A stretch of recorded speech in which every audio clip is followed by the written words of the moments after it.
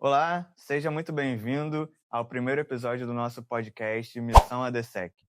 Hoje nós temos uma história muito interessante de um milagre que ocorreu através da fé.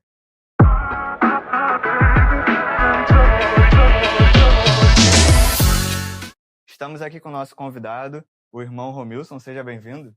Prazer. Bom te Muito receber obrigado aqui no pelo nosso convite. primeiro episódio, nossa estreia. Vamos já falar aí da sua história de vida, de todo o seu testemunho. Eu soube aí da história do seu pai, que foi algo impactante. Então, vamos começar primeiro a conhecer quem é o Romilson. Vamos falar um pouco da sua história pessoal aí, como você conheceu a Cristo, como é que foi a sua trajetória dentro da igreja. Então, Renan, a minha história foi... A minha família já nasceu num berço evangélico, né? E eu já também nasci no berço evangélico. Então, desde que eu nasci, né? Nós moramos em Bahia, aqui em Duque de Caxias, né? A gente congregou muito tempo. Eu, por exemplo, congreguei 23 anos na igreja em Bariê, que é a igreja do pastor Moisés, uma igreja hoje muito conhecida. Assembleia de Deus também? Assembleia de Deus, é. Nós sempre fomos da Assembleia de Deus, né? E Isso é muito interessante porque a Assembleia de Deus, ela sempre traz uma coisa mais tradicional assim. Quando vem de família, parece que o pai passa para o filho passa para o filho passa e para o assim por filho, diante, né? verdade. O meu pai, a história da vida do meu pai e da minha mãe, né? Antes de voltar a falar de mim, é muito interessante, né? Porque meu pai é mineiro, né? Então ele veio de Minas, tal. Minha mãe já era de berço evangélico, porque minha avó já era também. Todo mundo, Sim. desde sempre em Bahia. Então, meus pais casaram muito cedo. Minha mãe casou com 17 anos com meu pai. Meu pai não lembro qual a idade dele que ele casou, mas minha mãe com 17 anos. E antes de casar, claro, né? Porque naquela época a pessoa que era evangélica não podia casar com quem não era evangélico. Sim. Meu pai não era evangélico. Quando veio para cá, ele serviu o exército aqui no Rio de Janeiro. E ele conheceu a minha mãe através de ir para a igreja, mas não era evangélico. E minha mãe, através da minha mãe, minha avó, Foi as minhas visitar. tias, teve aquela recepção. Sim. É o que nós fazemos até hoje na nossa igreja da DSEC. Teve a recepção e aí começou. E meu pai, em determinado tempo, aceitou a Cristo, né? Se batizou, tal e tudo. E aí eles começaram a namorar, né? Uhum. E dentro desse namoro aí, com 17 anos, minha mãe casou e tudo. Tiveram quantos filhos? Eles tiveram comigo 3, né? Você é o Temos mais hoje velho? Não, eu sou do meio. Você Tem é do o meio? Rogério, eu, meio, e hoje tem a Larissa também. Aham. Uma história até interessante que, na época, minha mãe teve a Larissa com 43 anos. Que naquela época, 43 anos Era difícil, né? era muito uma surpresa, né, para Aham. o pessoal. Uma mulher de 43 anos, é como se hoje uma mulher de 70 anos, vamos dizer assim, 60 e poucos anos, Sim. tivesse um filho. Naquela Então época já era é assim. recorrente que aconteçam milagres dentro dessa família, né? Era um A milagre Larissa, mesmo. por exemplo, provavelmente é um É milagre. um milagre. Larissa é um milagre. Na época ninguém esperava, só tinha eu e meu Uhum. irmão, eu tinha 18 anos na época, né? Hoje eu tenho 48 anos, tá? 48 anos, tá, pessoal? E como foi assim É, para você crescer em berço evangélico? Chegou a dar uma deslizada, desviou alguma vez? Então, o BC, a gente que já cresce dentro da igreja, muitos hoje falam que filho de crente não é crente. Uhum. Só que naquela época era bem rígido, principalmente falando de Assembleia de Deus, era bem rígido, a doutrina. A doutrina, quer dizer, é uma só, né? Mas o Sim. costume da igreja Aham. daquela época era muito rígido. E você aprendia a palavra mesmo, Uhum. entendeu? A minha mãe não me deixava em casa por nada. Era consagração de manhã, antigamente a consagração era às 6 horas da manhã, né? Era círculo de oração, antigamente chamava de culto volante, que era um culto na casa de alguns irmãos que faziam. Então você ali começava a aprender mesmo a palavra, você tinha gosto.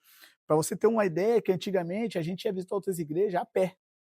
Uma Legal. igreja que tinha, por exemplo, uma distância de, sei lá, 50 quilômetros, 60 quilômetros, todo mundo ia a pé, e ia alegre, né? Então eu cresci desde que eu me entendo por cristão, eu cresci ali até uma certa idade, eh, firme. Não estou dizendo que eu não estou firme hoje, mas estou falando que naquela época você tinha mais gosto, eu não sei se é gosto se é a palavra certa, não sei se é Foi vontade. forjado ali, né, e aí É, você você faz, acaba criando raízes, né. você fazia com muito mais dedicação. Sim. Eu acho que a palavra certa deve ser essa, dedicação. Então, eu naquela época, eu falo a verdade, um tempo antes disso, depois que eu saí de Imbaria, eu fui morar em Botafogo, a gente morou um tempo em Botafogo, então a gente fica um pouco mais relaxado. Eu fiquei um Aham. pouco relaxado. Eu falo a verdade, se não é, a gente fica mais preguiçoso, vamos dizer assim. Eu acho que não sei se a palavra é preguiçoso, mas podemos colocar como preguiçoso de a gente até trabalhar. Ah, já não quer caminhar muito, né, para visitar uma igreja, ou você Já fazer não tá tão presente em todos os cultos. de repente, porque a gente está deixando o tempo tomar conta um pouco, Uhum. né? Ah, tem um trabalho, eu tenho que fazer isso, principalmente a minha profissão, tal e tudo, e a gente está deixando um pouco. Naquela época, não. Naquela época, você acordava, por exemplo, dia de domingo. Dia de domingo, lá na igreja que eu estava, era 6 horas da manhã, consagração de 6 às 8, Uhum. 9 horas de escola dominical, a escola dominical terminava 11 horas, 11h15, quando não tinha ceia ou batismo. Se fosse ceia, era meio-dia, quase 1 hora da tarde. Você ia para casa só almoçar, à noite tinha um desfile, porque eu aprendi instrumento musical e com 11 anos de idade, então você já aprendia ali e você já ia, tinha desfile 3 horas da tarde, você já ia desfilar total, voltava para casa 5 horas da tarde, para 7 horas ter o culto.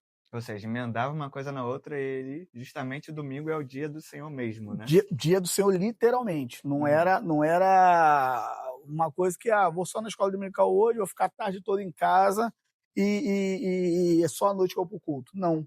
Você pontuou algo que é interessante, você falou que você é músico, né. Então, como é que É. foi, assim, para você que cresceu dentro da Assembleia de Isso Deus, aí é maneiro. aprender, assim, algum instrumento? Você teve aula com alguém, alguém te Sim. ensinou, veio de família, como é que foi? Então, também, minha mãe também tocava instrumento. Sua mãe? Minha mãe e toda a família dela, né, no caso, todas as irmãs. Minha Aham. mãe, minha tia, né. Então, isso foi vindo. Minha mãe começou a tocar instrumento, passou um tempo, aí meu irmão, com meus primos da idade dele, Uhum. né, começaram a tocar o instrumento. Na igreja tinha uma banda, na época era banda, hoje nós chamamos de orquestra, mas era uma banda mesmo, como se fosse uma banda marcial, Sim. né, tinha tuba, clarinete, requinta. Então, eles tocavam. Quando chegou a minha época, né, porque eu era muito criança, Aham. só dava para começar a tocar com 10, 11 anos de idade. Então, quando chegou a minha época, eu tinha um sonho grande de tocar um instrumento de sopro.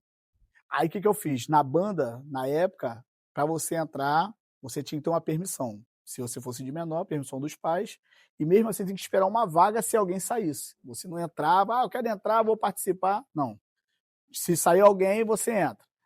Beleza? Então era assim. Então, com 11 anos de idade, aí nisso é uma história até engraçada, que eu nunca vou me esquecer disso. A banda ia ter uma saída para a igreja de Saracuruna. Aí a banda ia e o caixista, né? A gente chama de Aham. caixa, que toca caixa, o caixista, ele não podia ir nesse dia. Aí eu falei, caramba, e eu era, gostava de olhar e ficar aprendendo, então eu já ficava ali, mesmo que não tinha nada, ficava batendo ali, batendo ali. Aí o caixista não poderia ir, aí o maestro da banda, ele falou assim, aí ele precisava de alguém. E ele me via tocando, e aí ele falou assim, pô, tem uma série passada com tu, vou falar com tua mãe, tu quer ir? Falei, quero. Aquele foi meu primeiro dia na banda de música, Tocando né? qual instrumento? Tocando caixa, Caixa. né, caixa, Pô, me lembro hoje, nós tocamos dobrado Dois Corações, que a gente tocava muito dobrados militares, né, na Sim, época, mas, na assim, antes banda. de você entrar e você aprendeu Não, sozinho, como é então que a foi? caixa eu olhava. Foi Aí, olhando e aprendeu? aí eu com 11 anos eu entrei na aula de música, aí sim que eu entrei na aula de música, Uhum. aí entrou eu, aquela parada da galera, né, vai você, os amigos, todo mundo junto, entrou na aula de música. E aí eu comecei a aprender instrumento. Eu fiquei 1 ano, um pouco aprendendo instrumento, e o meu primeiro instrumento que eu toquei foi requinta, né, o requinta não sei se vocês conhecem, conhecem, mas é uma clarineta menorzinho, né, Uhum. preta, tal e tudo. E eu comecei porque era o único instrumento também que tinha. Eu queria aprender mesmo, queria tocar Foi sax, a tal, vaga que tudo. abriu, né? Foi a vaga que abriu. Eu queria sax, não, não, não, Aham. tem só aqui, isso aqui primeiro. Então eu comecei com a requinta, depois passei clarinete, e por muito tempo depois que eu fui para saxofone, né, e me especializei no instrumento de sopro para o saxofone tenor. Passei para o saxofone alto, mas o que eu mais gostei e me adaptei foi o sax tenor. Então aí entrou minha vida, mas além disso, eu também comecei a estudar guitarra, que aí o meu primo Valmir, nós morávamos no mesmo quintal, casas diferentes, mas no mesmo quintal, eu via que ele comprou o pai dele comprou um violão para ele, e aí eu comecei eu vi ele estudando, né, e aí eu falei assim: "Cara, pô, também eu gosto desse instrumento aí". Eu sou um cara meio assim, né, que quando eu gosto das coisas, eu vou lá e pego. Enfim, e aí eu comecei a pegar, e quando ele deixava o violão que ele ia trabalhar, eu pegava lá o violão dele, começava a fazer as notinhas, pra cá, pra lá, pra cá, pra cá, pra lá, pra lá. Aí eu pedi ao meu pai depois, com 14, 15 anos, mais ou menos, quase 16 anos, eu pedi para me comprar um violão. Meu pai comprou um violão, eu lembro da marca até hoje, que é uma marca chamada Tonante, e comecei a pegar, e eu comecei a tocar para as crianças da igreja, a qual a minha mãe era líder na época, né. Eu comecei a tocar para as crianças, dali fui me desenvolvendo, eu entrei num curso de guitarra, que não sei se o pessoal conhece, mas com hoje o falecido César, que era o guitarrista do Catedral, Uhum. né, eu saía de Imbaria para ir para Nilópolis estudar dia de sábado, saía às 6 horas da manhã, chegava lá para ter 1 hora de aula de 8 às 9 e ainda ficava para uma aula de prática e teoria, e só chegava em casa já era quase 11 horas da manhã, entendeu? Isso todo sábado, todo sábado, todo sábado. E aí depois houve um probleminha lá, vou resumir, né, houve um probleminha lá na igreja que alguns músicos ficaram suspensos por um fato que aconteceu. O líder dos jovens foi lá e falou assim: "Estou precisando de um guitarrista. Tem como se tocar?" Eu falei: "Pô, mas ainda não tô", "Não, não, pode ir lá, pode tocar". Naquela época, jovem só era a partir de 18 anos para cima. Uhum. Você Adolescente tinha era quantos eu anos? tinha 16, Já tinha 16 anos já, 16. 16, quase 17, mas 16 anos. E eu, na teoria, eu não poderia entrar nos jovens, Uhum. tanto que eu já tocava para os adolescentes. Sim. Tocava eu, um amigo meu chamado Oséias Farias e o Remy Cortati. Nós estudávamos juntos na mesma escola, lá em Nilópolis, Uhum. né, só que cada um em dia diferente. E aí o líder chamou, o líder era Marcelo Borges, me chamou para tocar, começar a tocar no conjunto da juventude, que na época a gente chamava de mocidade. Hoje a gente chama de jovem, Sim. juventude e tal, mas era mocidade na época. E aí eu comecei tocando, eu falei 16 não, de 15 para 16 anos, me lembro até Aham. hoje. Que o pessoal até ficou meio assim, né, eu falei: "Não, não, ele pode tocar, porque nós precisamos tocar". E desde esse dia para cá, desse dia que ele me chamou, eu fiquei tocando até sair de Imbaria. Fiquei dos 15 anos até meus 23, 24 anos de idade, que é onde eu É, fui para Botafogo. você até hoje é músico e falou que na época, tinha esse todo envolvimento com a família, né, o pai precisava autorizar, você pediu o violão para seu pai, então Para a sua família comprar, ele sempre estava te sempre apoiou, apoiando ali como sempre músico, né, apoiou, porque às não. vezes dentro da igreja tem essa dificuldade, né, às vezes o músico depois que vira músico se afasta um pouco tanto da família, ou vai É, tocar fora, isso, mas não. ali você continuou firme. Tanto porque eu também com 17 anos eu fui maestro de coral, né. Já tinha esse compromisso. Porque eu gostava tudo que envolvia música, eu gostava. Aham. Então, quando eu comecei a tocar instrumento de sopro, tocar, guitarra, né, violão, guitarra, eu também cantava no coral. Eu fui o menino mais jovem do lado de Imbaria cantar no coral, com 17 anos também, Uhum. né. O coral aquela época é mais gente, né Sim, já né, mais a idade mais mais avançada, avançado. a gente de 35, 40 anos cantando no coral. Eu fui com 16 para 17 anos cantar no coral, e quando chegou para os meus 17 para 18 anos, já estava meu primo, que era o Wagner, né, hoje Uhum. está morando em Macaé, ele era o maestro, primeiro maestro do coral, e ele me chamou para começar a reger. Eu tinha nervoso, falei: "Não, não, não, não, não, não, não". E enfim, mas aí teve uma primeira vez, não, só testa, né, então aí eu comecei a trabalhar com coral, Uhum. né, Eu me lembro hoje que uma das primeiras regências do coral foi num domingo foi em março, se eu não me engano. Era até um culto de missões, se eu não me engano, que teve na época. E aí eu regi a primeira vez o coral, né, e E ficou enfim, marcado, né? fica E marcado assim, até hoje. você sempre estava junto ali na igreja da sua família, nunca partiu para outra igreja, Não, continuou eu não, ali junto na realidade ali eu nunca mesmo. gostei, assim, não tenho eu gosto de visitar várias Sim. denominações, outras denominações, meu irmão hoje é de uma outra denominação, meus primos que conviveram ali também foram para outras denominações, batista e tal, mas eu sempre gostei da Assembleia, eu sempre gostei do jeito assembleano, Aham. eu particularmente. Já toquei em várias igrejas, outras denominações, mas a Assembleia é o que está no meu coração, até hoje. Todas as igrejas para onde eu fui, né, eu fui por motivo de mudar de local, né? Ir Uhum. embora do local. Saí de Imbaria, fui morar em Botafogo. Depois de Botafogo, vim para Caxias. Então, todos os locais que eu fui, as igrejas que eu congreguei foi a Assembleia de Assembleia de Deus. Deus. Foi a E Assembleia de Deus. ali sua família junto, Juntos. juntos. A gente. Minha mãe, minha tia, minhas tias todas, Aham. meus primos todinhos, em Imbaria nós fomos sempre da mesma igreja. Só alguns primos que depois se separaram, foram para outras denominações. É interessante que hoje você, seu pai, sua mãe, sua irmã são tudo da mesma igreja, né? É isso aí, E é isso aí aí. E em constitui Botafogo também. e era assim também. Também. Legal, muito interessante, Eu, porque quando eu fui, assim une, né, tanto a une, família quanto a dá força vivência para dentro da outro, igreja. né? Dá força Exatamente, para é. o outro. Acho que isso aí é muito bom dentro da igreja, quando a família está bem Alicerçada, alicerçada, né? né? A palavra é essa, alicerçada.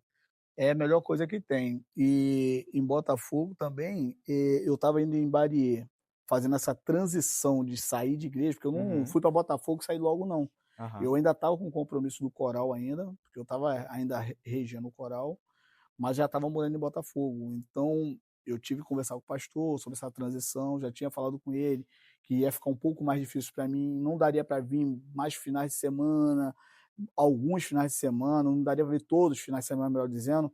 E aí essa transição foi começando a mudar.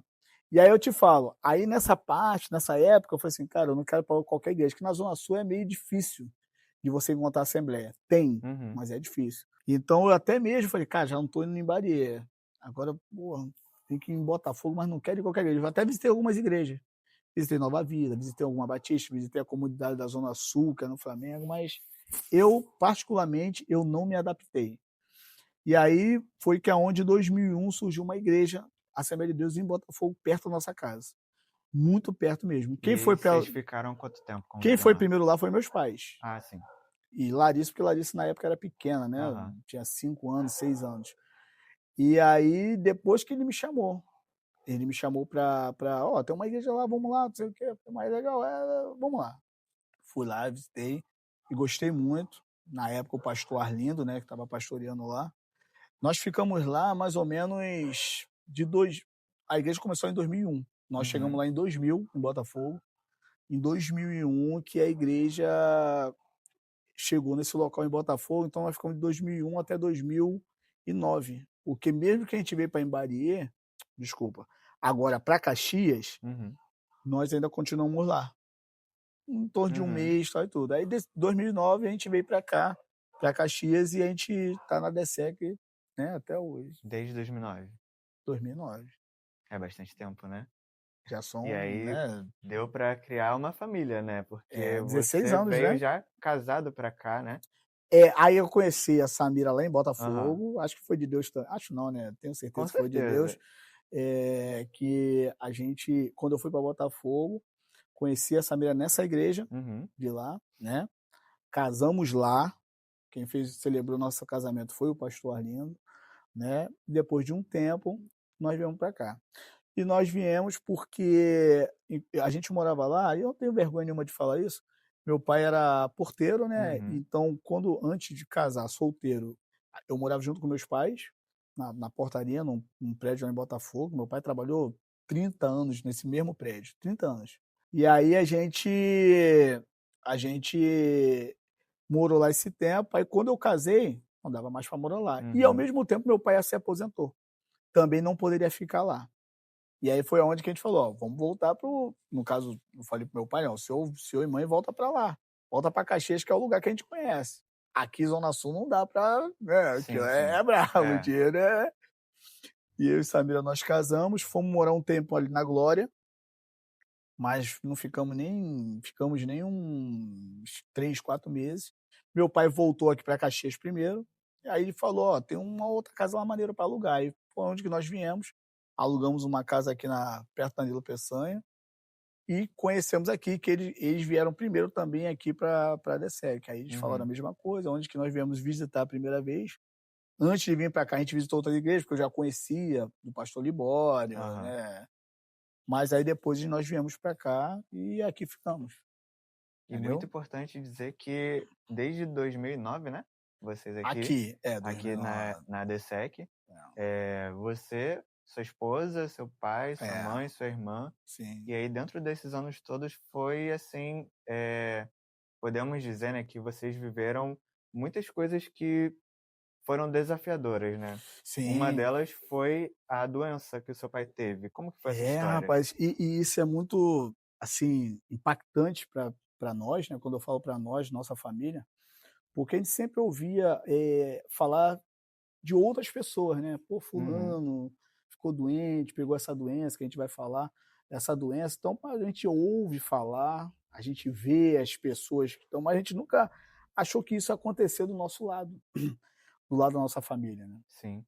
E é uma coisa que mexe muito com o emocional nosso, né, quando eu falo nosso geral, tanto da minha mãe nem se fala. E aí no ano de 2015, foi aonde que a minha filha nasceu, né, a Sofia. Sofia nasceu em junho de 2015. Meu pai é um cara fortaço, tá todo mundo alegre com o nascimento da Sofia, dia 3 Uhum. de junho, foi uma festa, era a mascote da família, né. Meu pai hoje eu tenho 3 sobrinhos, né, Aham. ou seja, meu pai e minha mãe 3 netos, até a Sofia chegar. Sofia chegou, aí é o xodó da família, né. E aí nessa mesma alegria desse ano, a alegria que tivemos nesse ano, quando chegou no final do ano, tivemos uma notícia ruim, né. Meu pai começou a sentir mal, sentir muito enjoo no estômago, aí chegou mais próximo do final do ano, ele já comia, já o estômago queimava, às vezes vomitava, desculpa da palavra, mas às vezes colocava para fora, Uhum. vomitava. E a gente achou estranho, né, e começou a fazer exames, exames, exames, exames, exames, enfim que quando ele chegou num certo médico, ele falou assim: "Ó, vamos te fazer uma biópsia, pra ver o que está acontecendo, tal, tal". Aham. Quando fez a biópsia, né, Biópsia. biópsia é como se fala, ao médico o resultado constatou que meu pai estava com câncer. E a gente ficou surpreso porque na nossa família nunca ninguém teve, não tinha, Histórico um assim. histórico de Então alguém o com irmão câncer. Nilo, seu pai, foi o primeiro da família a ter esse diagnóstico. Sim, depois o irmão dele agora ultimamente, o irmão dele Aham. teve câncer, mas não foi de estômago, foi câncer de próstata, né, Aham. e veio a falecer agora há pouco tempo, mas até aí não tinha ninguém, ninguém. E como foi, assim, pra você, como filho, e também pra sua família receber essa notícia, assim? Choca muito, porque você não sabe, a gente pensa logo que quando chega essa doença, a pessoa vai morrer rápido, né. Aham. Eu acho que é o pensamento de todo mundo, eu acho que ou da maioria. Sim. A gente pensa que a pessoa: "Ih, tá com a doença". É igual quando era antigamente o AIDS, né, a AIDS Aham. antigamente não tinha cura praticamente. É, Hoje em dia a exatamente. pessoa ainda Tem tem o e tal, tem tratamento, um né, tratamento, mas a mas no primeira caso coisa é que a foi o pessoa câncer e um câncer maligno. câncer então, a princípio era câncer. Aham. Depois fez um outro exame e era no estômago, né, estava crescendo 1 centímetro de uma bola de gude, depois ela cresceu um pouquinho mais, tipo não vou dizer tipo um limão, mas um Aham. pouquinho mais, menos do que um limão, mais do que uma bola de gude. E aí o médico foi e constatou que era um câncer maligno. Sim. Na E meu verdade pai já o trabalhava num prédio aqui em Duque de Caxias, que era um prédio de médicos mesmo, né. Até esse médico que fez o exame com ele, que indicou depois, falou assim: "Ó, aqui eu já fiz, mas agora vou indicar o senhor para um outro hospital, que foi o Hospital Uhum. de Bom Sucesso. E lá o senhor vai ser atendido da melhor forma possível. Tem um amigo meu lá, tal, tal, tal. Então a gente começou a falar o que meu pai deveria fazer. Meu pai começava a chorar direto, né? A gente já sabe, é o que eu tô te falando, a gente pensa já que é o É o fim, fim, né? a gente pensa que é o fim. E, na verdade, assim, o câncer, né, o tumor maligno, ele é uma doença muito assustadora, né? Principalmente Assustador. para quem ainda não teve esse contato na família. E o irmão Nilo, ele era um homem muito forte, né? Pelo menos quando ele chegou aqui na igreja, Forte. ele sempre participava de tudo, andava sozinho, muito forte. Quando ele teve essa doença, você se lembra que idade ele tinha? Sim, foi 2015, ele é de 2015? 46, ele tinha Por volta de uns 60? 60, hoje estamos em 2025, 10 anos, né? Já tem 10 Hoje anos. ele vai fazer 78 anos, ele vai fazer 78 anos, então 10 anos, 78 menos 10, 68. 68 anos. 68 Então, uma anos. pessoa já idosa Ele ia fazer recebe... 68 anos em novembro, no caso. Sim, ele recebendo esse diagnóstico já sendo idoso, então imagino que tenha preocupado ainda mais a família, né? Por conta, Por assim, isso, imunidade, tratamento, pode ser meio dificultoso, né?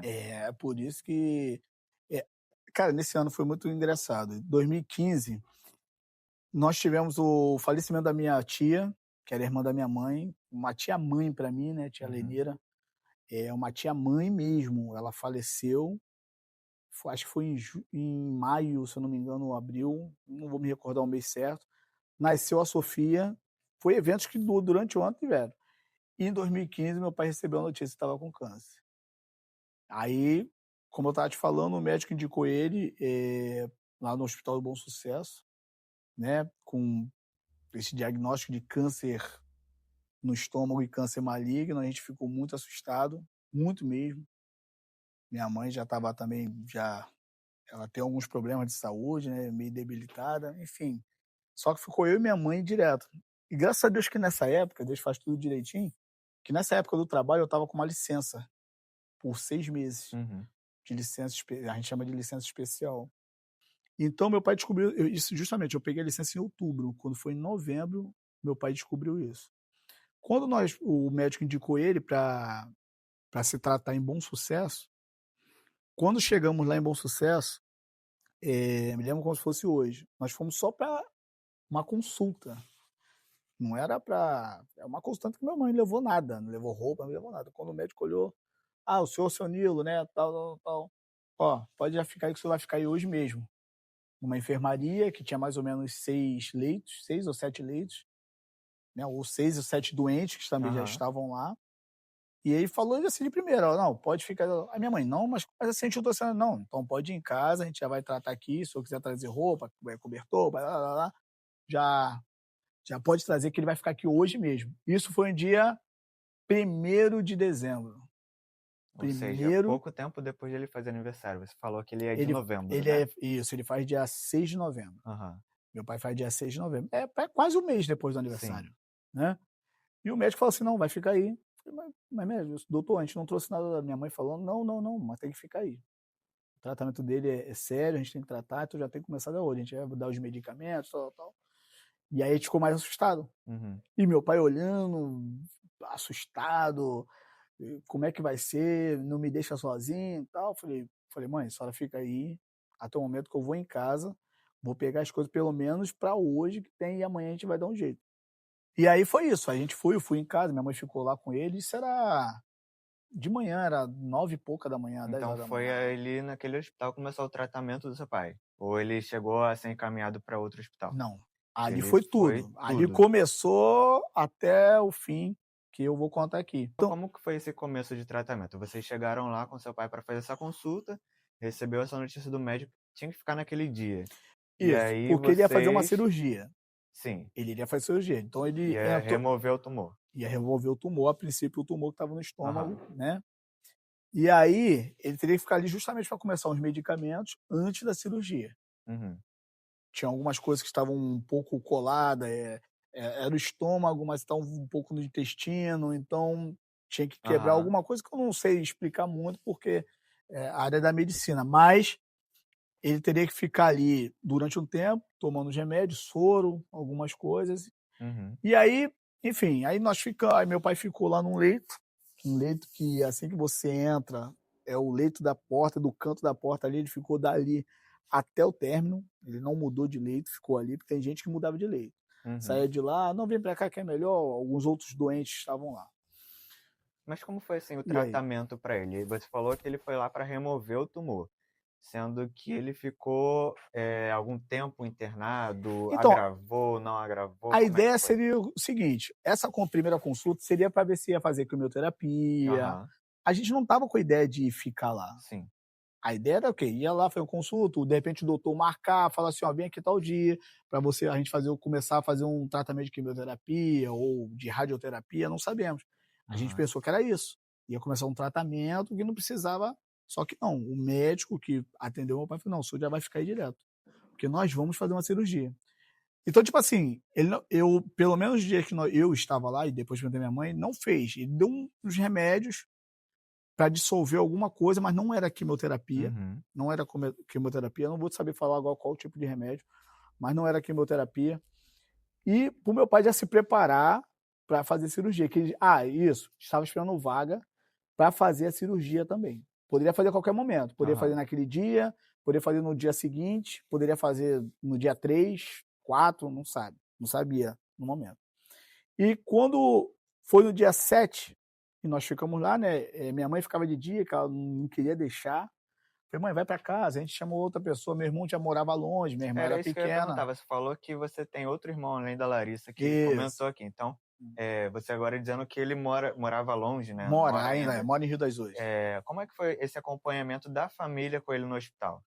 Então, só tava praticamente eu e minha mãe, dia de semana. Sim. Eu, porque eu tava com essa licença, graças a Deus, nessa época eu peguei uma licença Uhum. do meu trabalho, né? E ficava eu e minha mãe praticamente. Minha mãe de dia e eu à noite. Eu fiquei todas as noites praticamente, exceto 3 noites, que ficou. O meu irmão veio no final de semana, Aham. um primo meu, 2 primos meus, né? O Valmir ficou uma vez e o Oziel, que ficou também. Se não me engano, acho que eu tô falando 3 noites, mas são 4 noites que eu acho que a irmã Jo também ficou uma noite também, Sim. se eu não tô enganado. É, porque meu irmão não dava para ele vir dia de semana. Ele tinha um trabalho dele também, não tinha flexibilidade do que eu Aham. tinha para ele vir dia de semana. Então ele vinha mais final de semana. Ele saía de sexta-feira para lá e partia. Mas mesmo assim, ele ficava mais de dia e eu ficava, eu falei, não, deixa que eu fico à noite, que a noite para mim é tranquilo. Porque eu já estava lá mesmo, eu queria acompanhar todo o processo de perto, principalmente à noite. Então minha mãe ficava dia de semana, na maioria das vezes, minha mãe ficava de manhã e eu à noite, Entendi. né? E ali, você e sua mãe acompanhando seu pai. Mas assim, você falou que vocês cresceram nesse ambiente de estar na igreja, sempre na igreja, Aham. trabalhando para o Senhor, se dedicando à obra. Mas em vista desse problema, assim, desse desafio, né? Vamos chamar de desafio, Aham. ter que enfrentar um câncer. E aí, vocês sendo cristãos, como que é receber assim, uma notícia de uma doença que é tão grave e leva tanta gente a óbito? É. E assim, como foi para vocês manterem a fé em Deus Aham. durante esse problema que seu pai teve, esse diagnóstico? Então, a gente sempre foi uma pessoa, uma família, nós, né, de que a gente sempre crê que Deus é o Deus do milagre. Pelo lado humano, às vezes a gente falava assim, não, Deus está com a gente, mas será que vai viver mesmo? Será que vai vai viver mais alguns anos? A gente perguntava. Uhum. Mas ao mesmo tempo que a gente perguntava, que é o lado humano, a gente tinha a nossa fé também e falou assim, não, Deus vai curar. Aí eu já tinha a mentalidade daquilo aqui, não, isso aí é só um processo. Eu. Aham. A minha mãe já chorava mais, né? Não aguentava ficar mais. Eu tinha que Seu consolar, suporte também, controlar, né? suporte, entendeu? E tipo assim, mas tinha hora que chegou uma hora que eu também falo assim, cara, acho que não vai dar mais não. Uhum. Acho que é a vontade de Deus, porque a gente tinha aquele negócio da vontade de Deus. Não é porque Deus vai curar, Deus cura se ele quiser, né? Então a gente tinha em mente que tudo depende da vontade de Deus. Se ele quisesse curar meu pai, ia curar. Se ele também quisesse levar, seria a vontade dele. A carreira dele aqui acabou, ia Uhum. morar na glória e, Você falou enfim. desses questionamentos, né? Do será se vai, será se É, fica. Mas assim, esse é o olhar que você teve ali no momento de tentar confiar, né, pelo que eu percebi, tentar se Se fortalecer a fé, se apegar, né? apegar à É. fé, se apegar em Deus. Mas quando se trata de um pai, a gente acha que sente mais, né, porque é uma pessoa muito próxima. É, Assim, pô, muito pra muito você, próximo. quem é o seu pai? Quem é o irmão Nilo pra Pô, você? meu pai é meu herói de sempre. Parece meio clichê, né, a gente Aham. falar, de heroísmo e tal, mas realmente é. Meu pai sempre o pessoal até fala que eu sou minha mãe fala que eu sou o dóidozinho do papai, né, desde pequeno, desde Aham. sempre. Então, o que acontece, pô, meu pai sempre me ajudou em tudo, não medir esforços. Meu pai, para me bater, era se eu fizesse alguma que eu fazia muitas travessuras, né. Aham. Isso aí, na época de criança, eu me lembro até uma vez que só abrindo um parênteses aqui, o meu irmão estava olhando no cano, assim, esses canos De de água PVC? de Aham. PVC, estava olhando aquela maneira de brincadeira de criança, ficar olhando, eu vim assim, bati no cano, bem no olho. Eita. Nesse dia, aí meu irmão gritou, chorou. Esse meu irmão era adolescente, eu era Aham. criança, né? Eu tinha acho que 7 anos, meu irmão acho que tinha uns 12, 13 anos na época. E aí, quando meu pai veio, aí meu irmão gritando, quando meu pai veio para me dar um tapa. A primeira vez que meu pai tentou me dar um tapa, mas porque ele ficou assustado. Aham. Pensou que o meu irmão tinha ficado cego e tal, enfim, mas essa história foi muito maneira. Mas fora isso, meu pai nunca me bateu, pelo que eu me lembro, se ele me bateu, então, tipo assim, não é por causa que ele não me bateu, não, Sim. mas e ele sempre criou a gente ali na Com muito amor, né? amor, com um objetivo. Eu falo para todo mundo, meu pai foi porteiro mais de 30 anos, se aposentou como porteiro, mas ele sempre ali queria que a gente fosse uma pessoa correta, Uhum. entendeu? Correta. A gente, graças a Deus, também nunca cheguei, mas se chegasse com alguma coisa em casa, de quem é isso aí? Não, Aham. não, volta, agora. Volta. E agora minha mãe também, né? Então, meu pai ele sempre foi um cara que cara, nos ajudou em tudo. Se hoje eu tenho minha profissão, né, se hoje eu tenho estou na igreja, se hoje tenho minha família, Uhum. não só o meu pai, mas minha mãe também, mas por conta deles, Mas como é tá. que foi, assim, pra você ver o seu herói ali E aí, enfraquecido, né, porque é uma cara, doença que enfraquece, né, a pessoa. enfraquece. Como eu tinha Eu fiquei falado, o pensando irmão Nilo, ele chegou aqui bem forte na igreja, né. sabe o que começou a vir na minha mente? Eu vi a minha mente justamente quando eu era criança, que meu pai fazia Aham. as coisas pra mim. Quando eu estava ali sentado, por exemplo, tinha um momento que ele estava dormindo à noite e eu ficava acordado, eu não conseguia dormir. Mesmo que eu estivesse cansado, eu não conseguia dormir à noite. Uhum. Não conseguia ir no hospital, não conseguia. Então vinha a lembrança de muitas coisas. Meu pai tinha uma bicicleta barra forte, quando me levava na bicicleta na garupa. Meu pai, quando a gente voltava da igreja, meu pai me levava da carcunda, da igreja até em casa. Meu pai era muito forte, você viu ele forte aqui, mas Aham. antes ele era fortão mesmo. Ele me levava na carcunda, o pessoal até falava, né? Pô, 8 anos de idade, 9 anos, no tamanho da Sofia, da minha Aham. filha. Pô, andando de carcunda, daqui à igreja e tal. Meu pai não se importava com o que as pessoas falavam, ia lá, carregava mesmo, não estava nem aí. Então, vinha lembranças de tudo que a gente passava lá Aham. atrás, né? Como criança, adolescente e tal. Permitia algumas coisas, outras coisas dizia não. Às vezes eu chorava querendo, não vai e acabou. Então você vai relembrando isso. Então você fala assim, caraca, mano, eu pensava, o que vai acontecer caso eu perder meu pai? Só a Né? fé, né. A gente fica pensando, a gente já pensa assim, às vezes a gente tem hora que a gente já pensa até no pior, Aham. né? O pior é o quê? O pai ou a mãe ou alguém morrer naquele estado, Aham. que é uma coisa que poderia ser esperado. Uma coisa é quando você não espera alguém que vai morrer, acontece um acidente e tal. Aquilo dali já tá, você tá vendo a novela ali da tua vida ali, no caso, junto com teu pai, passando, imaginando já um fim. Aham. Imaginando já um fim, entendeu? Então, ali naquele momento, cara, às vezes a gente perde até as forças, entendeu? A gente perde até as forças de falar assim: "Pô, mas tu já com homem", na época eu tinha 30 e poucos anos, 10 anos atrás, 38 anos já tinha. Pô, cara, como é que vai fazer depois? Né, e ficar imaginando como é que ia ficar minha mãe também, não só E é muito nós. importante, assim, no meio dessa situação, né, que vocês viveram, ter um suporte, né, porque como você falou, você dava suporte para sua mãe, mas você também, com a pessoa Precisava vendo ali o seu pai naquela condição, precisava de um suporte, né. E eu imagino é. que, assim, toda a sua família, né. E como é que foi para vocês, assim, buscarem um suporte? A igreja ajudou? Teve o seu pastor esteve presente, os Ajudou. irmãos da igreja? Como é que O teve, assim, um movimento para oração, O meu uma pai o visita? meu pai sempre foi querido, né, nossa família, mas meu Aham. pai muito mais, porque ele consegue cativar muito mais as pessoas. em qualquer lugar, não é só dentro da igreja Aham. não, tá? No trabalho dele, sempre foi assim, até hoje. Até hoje ele é assim. Então, a gente tinha força porque não só as pessoas daqui da igreja, da época que era da SEC aqui, mas as pessoas também da outra igreja que nós fomos, que é a de Imbaria, o Aham. pastor Moisés, que foi visitá-lo na época, o pastor presidente, pastor Moisés foi visitar, pastor José Alves nem se fala, foi inúmeras vezes, né? Fora os irmãos aqui que tinham um tempo da visita, que não era muito, Uhum. que também tinha uma quantidade de pessoas que deveria entrar lá naquele momento, mas as pessoas, além de visitar, as pessoas oravam.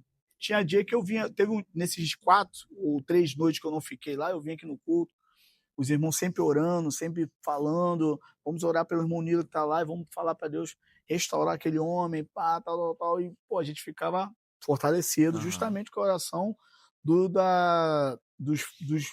membros que estavam aqui e também das pessoas amigas que iam Sim. lá, oravam baixinho no quarto, mas lá embaixo no pátio, às vezes o pessoal se reunia, né? Aconteceu isso até uma vez lá, o pessoal se reuniu, cantou um louvorzinho, orou, não muito alto, mas baixinho ali e tudo. E isso foi fortalecendo, foi fortalecendo. E aí, voltando ao assunto do meu pai, quando deu o primeiro que ele entrou lá, é o que eu te falei, ele ficou lá porque não sabia qual dia que poderia ser operado. Uhum. E quando chegou dia 7, o médico falou assim: ó, se prepare que amanhã o senhor vai ser operado. E aí meu pai, dia 8, entrou, a primeira cirurgia dele, operou para retirar o tumor, né? Que estava colado no intestino, se eu não me engano, retirou. Provavelmente ali no duodeno, né, que é a primeira parte do intestino. Isso aí. Ele usou aquela bolsa, né? Aham. E tudo. Foi a primeira cirurgia. Até aí, pô, a primeira cirurgia foi um sucesso, que não sei o quê, papapá, o médico falando. Aí meu pai voltou pro quarto, no mesmo leito, não mudou o leito dele, no mesmo leito. E aí, só que meu pai sentia dores, tal, tal. Falei, pô, não é possível, não é normal. Aí eu comecei a importunar as enfermeiras para chamar Uhum. o médico, que era uma médica, esqueci o nome dela agora, mas é uma médica até residente, que estava tratando, ficou Uhum. responsável pelo meu pai. E aí começou, ela, não, mas isso aí é porque é da cirurgia. Eu falei, não é possível, não tem alguma coisa errada, não é, tal e tudo. Quando deu 8 dias após da cirurgia, Ele ainda no 15 dias, hospital 8 dias depois da cirurgia? cara, 8 dias depois da cirurgia, eu fiquei olhando assim, falei, cara, quando o médico falou assim, ó, vamos operar de novo. Aí eu cheguei e falei assim, cara, de novo, doutor, mas como é que é isso? Não, temos que operar, temos que ver o que está acontecendo e tal. Quando operou de novo, tinha algumas coisas de pontos que estavam arrebentados dentro, né? E algumas coisinhas que esqueceram, tipo esparadrapo, Aham. essas coisas. Por isso que estava sentindo aquela dor. Foi a segunda Nossa. operação, em 8 dias. Em 7 dias, foi dia 15 Uhum. que operou. 8, 15, 8 dias. Aí, beleza. Voltou, não, mas foi agora, tá beleza, tá, sucesso. Quando chegou, ele estava costurado aqui no meio, né? Então, acosturado. Quando ele estava uns 2 dias depois da segunda operação, começou a sair secreção dentro da operação, da cirurgia dele. Aham. Falei, não, tem alguma coisa errada, alguma coisa. Não, mas isso é normal. Eu falei, não é normal, não. Aí a enfermeira compra um produto lá, que é o tipo de queimadura, que você bota aqui na pele, vai, vai Ajudar a fechar? vai ajudar a fechar, tal e tudo. Falei, tudo bem, compramos até, é caro, Uhum. e compramos. E aí ele, pô, foi, mas só que o negócio continuou. Eu falei, não, tem alguma coisa errada. E o segundo médico falou que o que sai dentro da gente tem um ácido, né? Então Sim. tava queimando a pele do meu pai toda. Eu falei, não é possível. O que que aconteceu? Terceira cirurgia, 7 dias depois também, dia 15, 22, 3 dias antes do Natal até. Uhum. Ou seja, meu pai do dia 8 até o dia 22 fez 3 cirurgias em dentro de um mês, né? Mas graças a Deus que essa terceira cirurgia foi feita e não precisou mexer mais nada. Que aí fez direitinho a, a cirurgia, os pontos, né? Aham. Ficou tudo direitinho e a gente ficou. Aí, ó, agora a gente só Aí esperando. quanto tempo vocês ficaram no hospital? Então, e aí a gente ficou do dia 1º de dezembro, Aham. teve essas 3 cirurgias em dezembro mesmo. Aí ele falou assim: não, teu pai vai começar a reagir bem, tal, tal. De repente até mês que vem já vai ter que passar aqui o Natal e o Ano Novo, não adianta. Tanto que minha mãe passou o Ano Novo lá, Uhum. e eu queria passar, mas ela: "Não, não, não, no Ano Novo eu que vou passar". Aí eu fiquei de dia, e ela ficou à noite. E aí, mês de janeiro, a gente pensando naquela expectativa. É até engraçado que antes disso, quando ele fez a terceira cirurgia, tem até os irmãos que falou assim, um irmão, né, não vou citar nome, que é antiético, mas teve um irmão que falou assim: vamos orar, porque irmão Nilo já está no fim da da sua vida, tal e tudo". Aí a gente olhou assim, estava eu, minha cunhada nesse dia, foi um final de semana, e eu olhei assim, né, não sei se ele falou aquilo assim sem pensar, alguma coisa, Aham. mas foi muito engraçado. Assim, ele falando, né, tipo, já estava, tipo, orando para consolar a família, que meu pai realmente, ele ficou muito debilitado da segunda para a terceira Vocês operação. têm foto ainda dessa época? Eu acho que sim, tem no computador, não sei se tem muitas fotos, mas tem algumas fotos lá ainda O editor que já nós coloca aí, temos. prepara a foto, Tá o certo. antes e depois. Aí voltando ao assunto, aí ele falou que poderia ser em janeiro, né, a alta do meu pai, só que não foi. Pô, a gente ficou mais um mês lá, eu falei: "Caraca, mais um mês aqui é brabo, tal". E nisso tudo, você vendo pessoas morrendo dentro da Aham. enfermaria, né.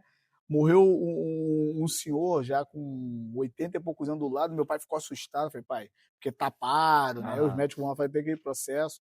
Morreu um senhor, um menino de 35 anos estava do lado, né, e a gente ali, assim, falava com ele, o menino até morava na região dos lagos, não sei se era Cabo Frio, Arraial do Cabo, enfim. Aham.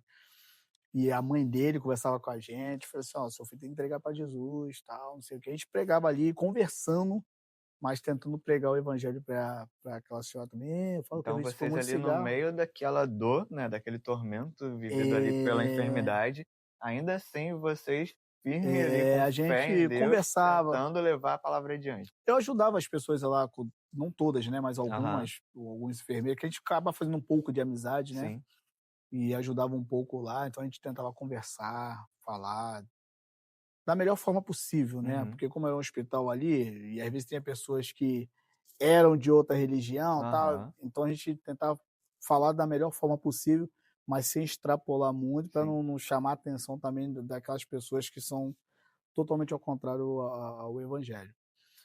E aí, voltando ao assunto, meu pai, durante um mês ficou, quando deu 1º de dezembro, o médico deu alta, desculpa, 1º de fevereiro, o médico foi e deu alta para ele. Deu uma alta, ou seja, a gente entrou dia 1º de dezembro, quando foi 1º de fevereiro, nós voltamos para casa. Meu pai 2 meses. restabelecido. 2 meses certinho, cravados. Não foi dois nem um dia a meses mais, nem um dia a menos. 2 meses então ele no mesmo hospital ali, Mesmo 3 hospital. cirurgias, em meio a palavras que poderiam ter colocado tanto para cima Ou quanto desanimado vocês, é aquilo que eu mas falei, né? vocês se apegaram a Deus e ainda fizeram o ID ali dentro, né. Então no meio daquela tempestade, o Senhor ele ainda moveu o coração de vocês para trazer esperança para outras famílias também, né. É, porque ali, como a gente fala, muitas pessoas já teriam com meu pai até não ia resistir. Muitas pessoas, e a gente entende isso, né? Aham, A gente entende. Se a gente mesmo, quando vê alguém que já tá mal ali, fala assim, se essa pessoa, seja irmão ou não, não vai aguentar. Essa, às vezes, esse, às vezes, é o nosso pensamento. sim, Então, porque é uma pessoa, já idosa, com uma idosa, isso doença aí. dessa, vir ficar 2 meses no hospital, 2 meses no isso hospital. para a mente humana é meio difícil de acreditar, né, uma recuperação assim, digamos que Quase é impossível. quase Quase impossível, né, impossível. só mediante Só mesmo ao Deus. milagre. Só o milagre de Deus. E Deus, Então aprove vocês Deus, realmente viveram um milagre. um milagre de Deus, cara. E Aprove Deus que como seu pai é, ele tá hoje em dia? meu pai está bem, cara. Bem, bem melhor Não até do que eu, se sente duvidar. É melhor até do que eu. É, ele hoje, assim, ele tá debilitado, debilitado quando a gente fala não por doença, mas ele perdeu aham, muita massa, né, sim, por causa da cirurgia, né, porque é uma cirurgia do estômago. aham. É como se fizesse aquela cirurgia, Ele reduz ali, né. reduz, né, então ele come bem menos que ele comia Aham, antes, come muito, né, se ele comer acima do limite dele hoje, ele passa mal, né, porque aham. reduziu o estômago dele, enfim. Mas hoje ele está bem, aí ele fez os tratamentos normais, ainda fez um tempo de quimioterapia, de radioterapia, né, mas depois de 5 anos, 2020, Foi em 2020, antes da pandemia, se eu não me engano, o médico deu alta a ele. Ou pós a pandemia, agora não tô lembrando se foi antes ou pós a Aham. pandemia.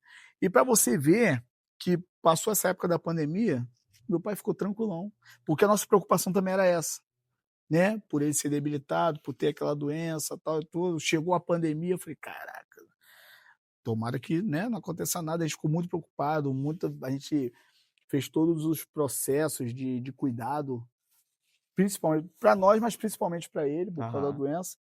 E graças a Deus meu pai passou intacto, Pra intacto. glória de Deus. A glória de Deus, Então, intacto, a gente não. vocês viram ali realmente Jesus em todas as fases da vida de vocês, né? Pô, cara, todas as É, fases, vou te pegando falar. assim um apanhado de coisas, a gente vê ali um milagre em cada parte, né?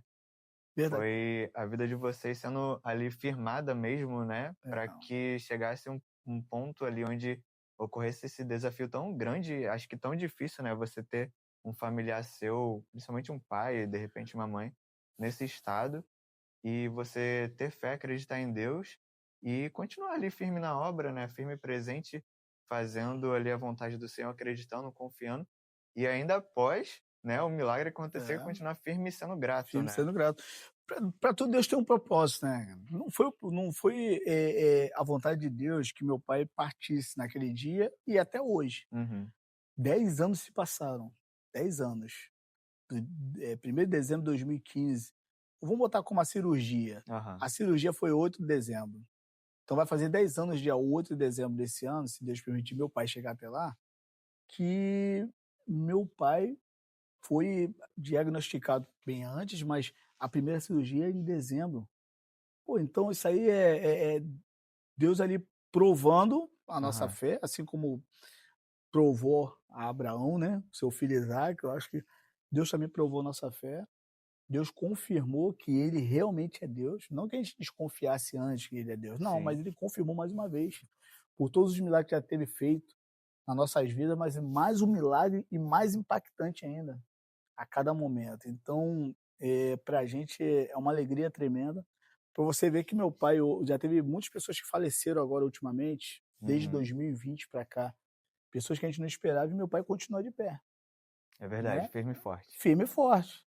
Fazendo a Pô, obra, muito estando mais. atuando na igreja. Naquela época também, quando ele fez a cirurgia, se internou e fez a cirurgia, tinha alguns amigos nossos que tinham acabado de falecer. Amigos que eu falo assim da idade dele, Uhum. né? Tinham ido falecer. Mas praticamente, cara, vou te dizer, meu pai é muito abençoado, porque eu acho que ser abençoado, além de você ter Deus, mas você ter amigos e pessoas que gostam de você. Veio pessoas de longe, veio pessoas de Minas para ver meu pai, entendeu? Veio pessoas Sim. de muito longe para ver meu pai no hospital.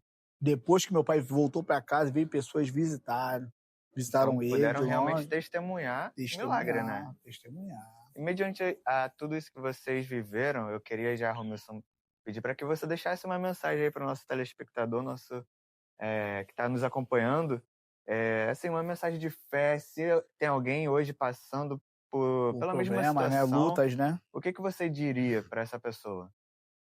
Eu digo o seguinte: nós temos que buscar algo. E o que que a gente em que a gente busca esse algo? Busca nas pessoas? Busca na riqueza? Eu acho que não. Eu acho que a única coisa que nós devemos buscar é em Deus. Nossa fé tem que estar em Deus, porque é só Ele que vai fazer o milagre na nossa vida, é só Ele que vai poder nos ajudar. Sem Ele, nada poderemos fazer. Isso é o certo. Independente se você é cristão, se você não é cristão, a sua vida depende de Deus. Então, coloque a sua vida nas mãos dele. É isso aí. Romilson, já quero agradecer, muito Cara, obrigado muito pela sua obrigado, presença tá? conosco, que Foi Deus muito ele bom. possa realmente continuar abençoando você, sua família, sua filha, sua esposa, seu pai, sua mãe, toda a sua Amém. família aí que está aí presente na nossa igreja, na IDESEC, cumprindo a missão, que o Senhor resplandeça cada vez mais sobre você e a sua casa. E você que Amém. está conosco, nos acompanhando, nosso muito obrigado. Fique ligado que brevemente teremos mais um episódio. Deus abençoe. Valeu, pessoal.